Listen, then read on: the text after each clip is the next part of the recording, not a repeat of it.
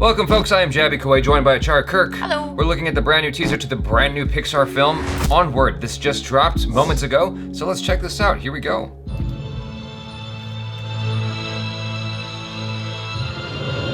Ah! All right. Unicorn! You already got all our attention with that. Oh my god. Okay, mermaids. Loving it. 2 moons. Oh.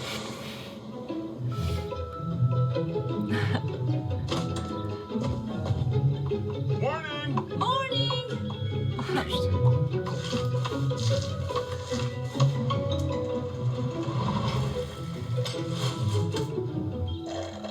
Oh my. Hey, get back to work!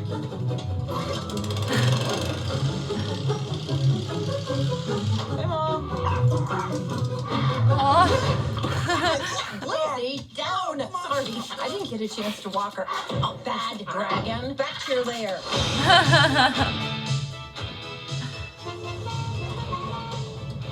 Come, dear brother, our destiny awaits. Okay, I'm coming. I see you've brought sustenance for our adventure. No, it's garbage for the trash can, and you left the lid off! Oh, shoot! Get out of here! Shoot! Ugh, unicorns.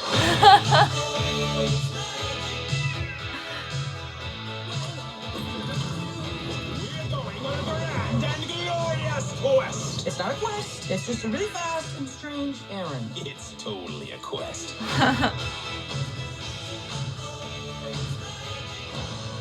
Coming soon. I love it. I thought I heard Chris Pratt's voice. I didn't know he was in this. I didn't actually know anything about the cast at all until just now. That's very much a Chris Pratt role. It's perfectly carved for him. We've got the Marvel connection right there with Chris Pratt and Tom Holland together. We're going on a grand and glorious quest. It's not a quest. Did they ever actually interact in Avengers? I can't remember if they did or not. I know they were in the same proximity, but I can't remember if they actually had dialogue together. They were standing opposite of each other. At one point, was he holding him? I can't remember.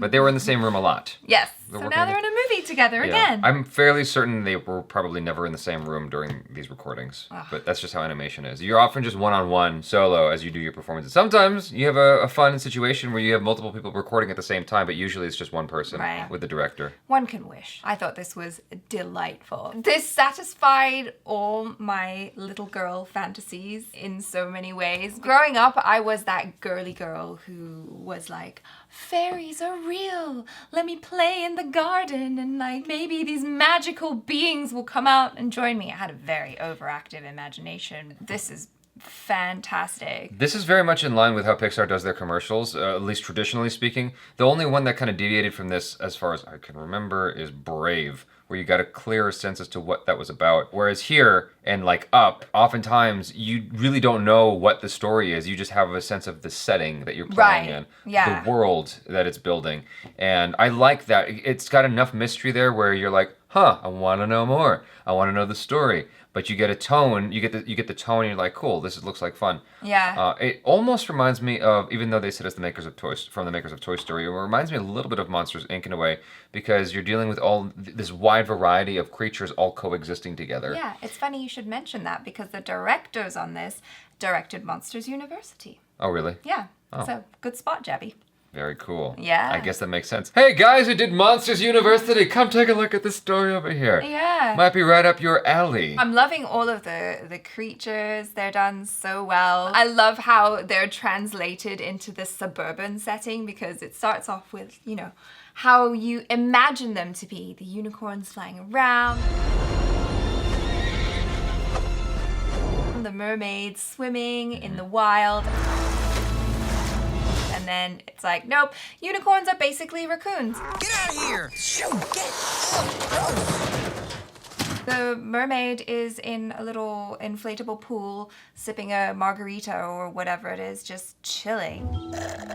I'm trying to speculate in my brain what this might be about, given that it's, dealing with times are changing. Yeah. Bob Dylan, times are changing, or whatever that song was. I only know that song because of the Steve Jobs biography book thing. I know it's a famous song, but that's where it was like made most prevalent in my mind. I would imagine that that has something to do with the plot here, with what the characters are dealing with, where because like you have a lot of kids now. Like my sister, for instance, who's obsessed with the 80s. And oftentimes, I think with each generation, you have a group of people who are like really obsessed with looking back. Especially now, we are ever present in this generation of reflecting and, cherishing what came before. Right. Old video games, wearing keeping it old school t-shirts with the Nintendo controller and whatnot. Like that's very much a product of this generation more than ever before. And I feel like that's going to be explored on some level here where it was better when ...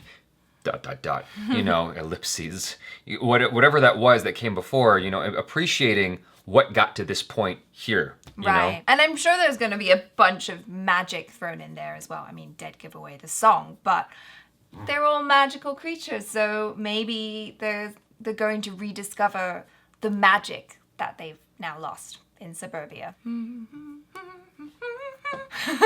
Well, I wonder, I mean, that seems like an obvious place to go, but it seems like almost... What's the name of that Will Smith movie, Bright? That's also sort of what I'm getting a hint of here, where the magic... I'm wondering if that is playing a crucial role, where magic is a big part of the story, or if it's kind of ancillary, like Bright, where, well, these people and things just kind of coexist. It's just part of the course of the world that we're playing in, but that's not necessarily... the most driving element, although in Bright... Yeah, eventually it kind of does become about the magic. Eventually it does get there, but that's not really the whole thing, right? It's more of this kind of cop thing. Obviously that's not what this is, but I'm saying like this is more about the relationship between the two friends, as far as I can tell. The two brothers. The two brothers, excuse me. And it's their adventure. Yes. More than anything else. And magic is just kind of part of that. It's more of a background ancillary thing until it's necessary to get to the third act. Right, yeah. Right? And they're going to be like, oh, full-blown magic. Yay, all the way. Right. I was getting so tickled by the unicorns eating the trash because it kind of reminded me of Labyrinth. Because as a kid, I was obsessed with fairies and stuff. I already told you guys. But in Labyrinth, they were considered pests. And I was, like, my mind was blown. And it's the same thing here where, I love unicorns. And then it's like, nope. They're basically vermin now. I like them throwing things on its head. I think it's really cool. I think kids are gonna love this. I got one more comparison. Go ahead. Zootopia. Right? Yeah. I mean, you got a bunch of different kinds of animals coexisting, and you see how that plays a role in, whatever you associate being their general disposition or function or natural process, their natural way or behavior. Yeah. And that functioning in a very humanoid, anthropomorphized way is very fascinating. And so, you got the mermaid who's kind of basking, and she's almost like the prima donna, the blonde prima donna or something. I can't even remember if she was a blonde, but she was like in a pool with the sunglasses, the sunshades. Like that's just what she does. Just by her nature, she's evolved to be a very lazy person, just constantly chilling out. Yeah. Very LA. What we associate with being LA anyway. And then you've got the gnomes doing the gardening, not just being garden gnomes, but actually being gardeners. Right. Centaur Gallup poll results. What does that even mean? It's some sort of political thing, but made cute because it's got centaurs. I don't know. You really completely missed the name of the newspaper, by the way. The Daily Scroll. Oh. No, I love all these little things. It's so cute. Cash for gems. Really big, tall. The giant stuff? Giants. Yeah. We didn't see any giants in here. We saw a very large troll. The cars look relatively normal. The last detail, the one of the details that really stood out to me was the moons, the two moons. I haven't heard of any exoplanets that support life. I've heard of many planets that don't support life that have multiple moons, just within our own galaxy, within our own backyard, or in our own solar system, I should say. So that's neat, but there are multiple solar systems with multiple suns. I'm surprised they didn't explore that here. But, the houses look like mushrooms, which is straight out of a fairy tale. Yeah, it is. It is straight out of a fairy tale, and I think you can have so much fun with that. Like I said, you can just take everything that we think we know about fairy tales and what fairy tale creatures are supposed to be like and just turn it on its head and reimagine what would it be like if these creatures lived in suburbia. What would that look like? What would they do? Right. What would their job be? I think it's so fascinating. It's a bright version of Bright. Ha. I called it a sister joke. You guys, thanks so much for hanging out with us. Be sure to check out Achara KIRK on the social media. Jaby Koay is there as well. You can follow us if you want to hear more random things from us on Twitter or see random images of us on Instagram. Check out our other reactions, reviews, short films, and vlogs. I'm Jaby Koay. This is Achara KIRK. Peace out.